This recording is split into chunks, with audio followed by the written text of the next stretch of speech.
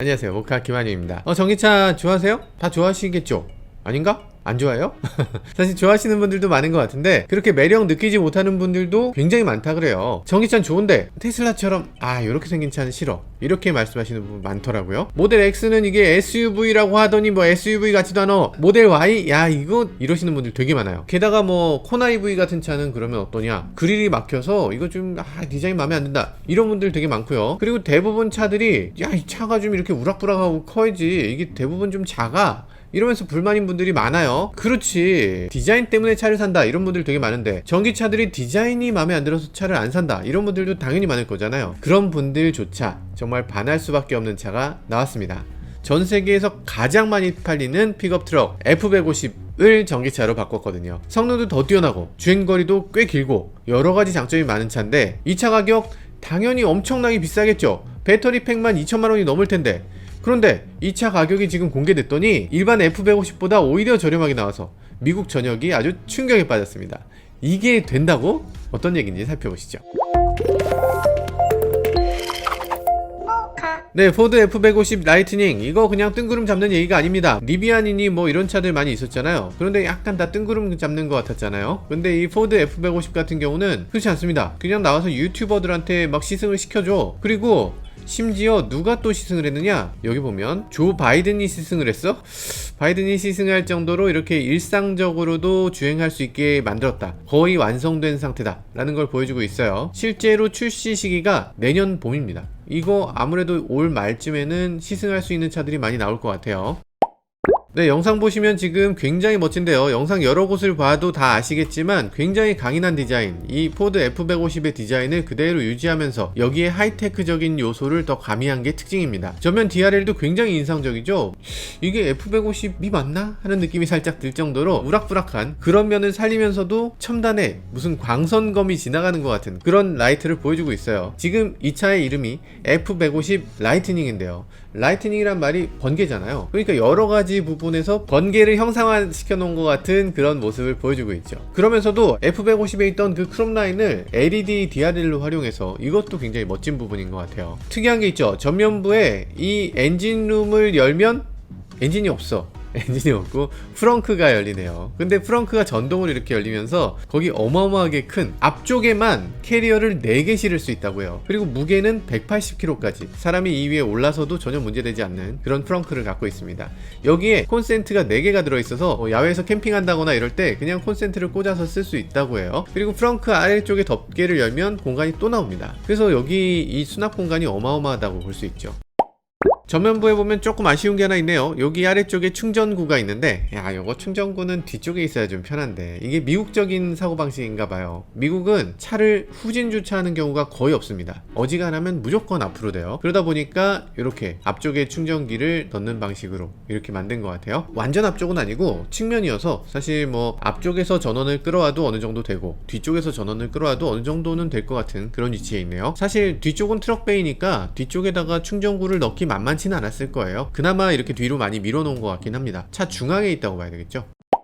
후면부 디자인도 기존 F150의 디자인을 잘 살려냈습니다. 그러니까 형태가 F150이 아니라 다른 자동차면 사실 사람들이 그렇게까지 관심을 갖지 않을 텐데, F150 그 가장 인기 모델을, 그리고 가장 올드한 자동차를 가장 최첨단 자동차로 바꿨다고 하니까 이렇게 관심이 집중되는 것 같죠. 후면도 굉장히 멋있어요. 굉장히 첨단 느낌이 납니다. 그러니까 양쪽으로 이렇게 DRL 같은 이런 라이트닝을 이렇게 보여주고 있는데 첨단 느낌도 나고 고급스럽기도 하고 멋진데요. 후면부의 테일게이트가 파워 테일게이트예요. 전동으로 열리도록 만들어져 있습니다. 이것도 되게 멋있는데? 아니, 전기차니까 전기를 적극적으로 활용하고 있네요.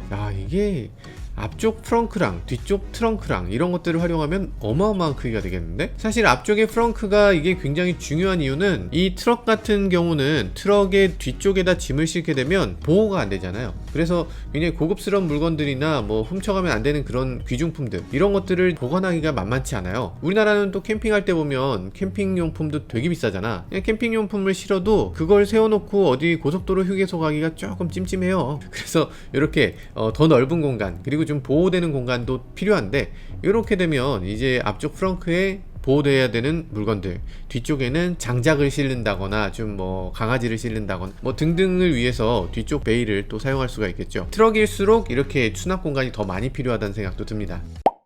네, 트럭 베이 안쪽에도 콘센트가 쭉쭉 마련되어 있어요. 충전 콘센트가 3개가 또 지원되고 있고요. 그리고 120V, 240V 이렇게 지원을 또 합니다. 야, 이거 뭐 대단한데? 각각이 또 20A, 30A 뭐 이런 정도예요. 이 출력이 어마어마하다 이런 생각이 드네요. 아이오닉5나 EV6 같은 경우는 3.5kW를 지원한다고 했는데 이거는 7.2kW니까 야, 대단하다는 생각이 드네요. 그러니까 야외에서 작은 물건을 쓰는 용도가 아니라 집에다가 전기를 공급하는 용도로 만들어져 있습니다. 차에 타고 내릴 때 이렇게 알아서 사다리가 또 나오네? 야, 꼼꼼하다. 지금 보니까 실내는 파노라마 선루프를 적용했네요. 천장이 이렇게 열려? 진짜 어마어마하게 열리네요. 이게 또 가능한 게 이건 모노코크 바디가 아니니까 천장을 막 아무리 넓게 뚫어도 이 차 강성에는 크게 영향이 없는 거예요. 그래서 지금 파노라마 선루프를 너무 넓게 이렇게 열어놨네요. 실내를 보면 사실 F150이 뭐 실내가 그렇게 멋있는 차는 아닌데 그 느낌을 그대로 살리면서 가운데 센터 디스플레이를 굉장히 크게 뽑았네요. 그 가운데 디스플레이 중앙에 마치 다이얼이 들어있는 것처럼 이렇게 디자인도 돼 있고요. 오! 기어 노브를 버튼을 누르면 기어 노브가 이렇게 전동으로 접혀 들어가요. 이게 평평해지네요. 똑똑한데? 오, 그럼 이렇게 해서 테이블처럼 쓸 수 있다. 이걸 펼쳐서 야, 재밌는데요? 뭐 특별히 뭐 기능적으로 뭐 대단한 기능을 넣은 게 아니라 그냥 기어 노브를 젖히고 이렇게 평평하게 만들면 거기 테이블로 쓸 수 있어. 이런 겁니다. 기어 노브를 굳이 접게 안 만들고 여기 칼럼에다 만들면 될 것 같은데 그러니까 이게 기어 노브 자체를 절대 포기하고 싶지 않았던 거예요. 이걸 보여주고 싶다. 기둥이 여기 딱 있었으면 좋겠다라는 모습인 것 같아요. 터치패드를 이용해서 정말 다양한 것들을 조정할 수 있도록 했고요. 세로형 디스플레이 아주 큰데요. 이거 꼭 테슬라 같은 느낌인데 약간 테슬라는 이제 요거 세로형을 가로형으로 다 바꿨는데 이거 메이커들 어떡합니까? 이거 한 발짝씩 늦게 따라가는 메이커들이 땅을 치고 후회할지도 모르겠어요.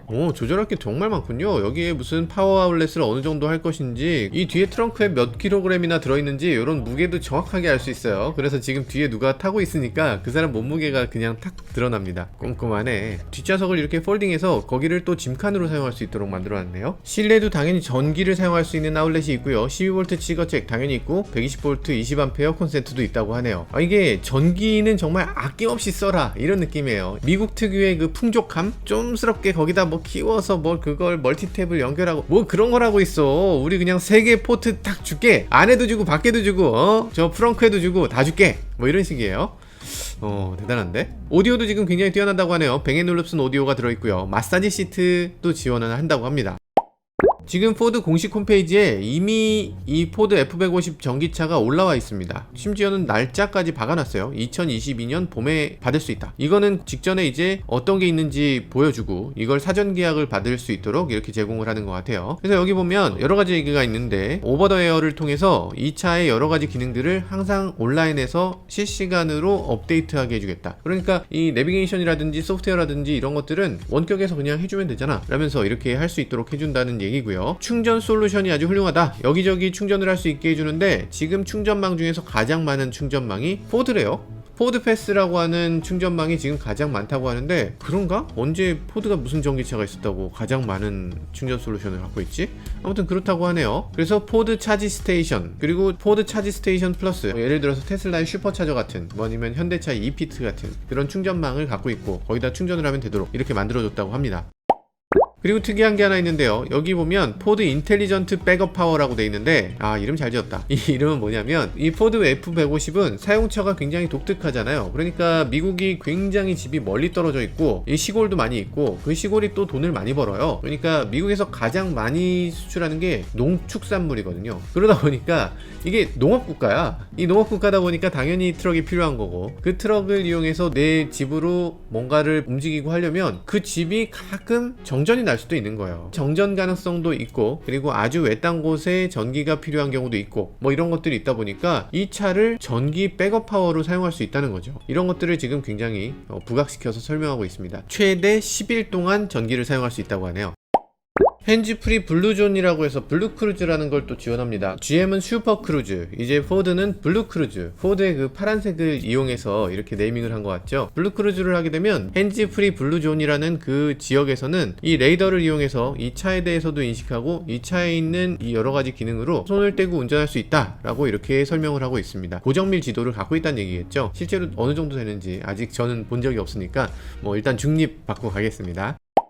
폰 애저 키라는 기능이 있어요. 그래서 이 전화기만 갖고 가까이 가면 자동으로 열리고 원격에서도 차를 열어줄 수 있고 이런 기능들이 된다는 거예요. 얼마나 잘 되는지도 한번 해봐야 되죠. 현대차도 사실 폰으로 차 문을 열 수 있고 뭐 기능들이 다 있잖아요. 근데 가까이 갔을 때 자동으로 열리고 멀어지면 자동으로 잠기는 게 아니거든요. 일일이 폰을 꺼내서 눌러야 되는데 너무 불편해. 그러니까 테슬라처럼 그렇게 좀 해줬으면 좋겠어요. 이게 그렇게 된다는 얘기인지 아니면 현대차처럼 그 정도 된다는 얘기인지는 조금 더 봐야 될 것 같습니다.